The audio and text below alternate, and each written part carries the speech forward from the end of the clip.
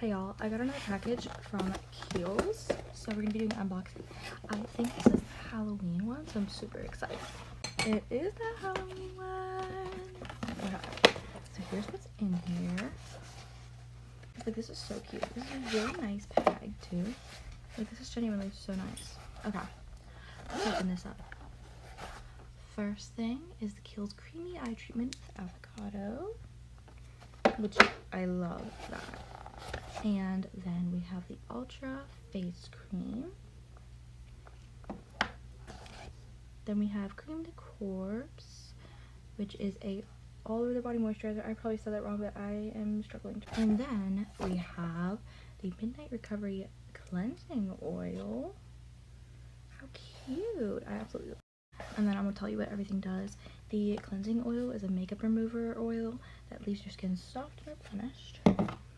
And then the Cream de Corpse is a rich, fast-absorbing, non-greasy lotion with cocoa butter and shea butter. The eye treatment with avocado is hydrating eye cream that soothes, depuffs, and brightens under eye.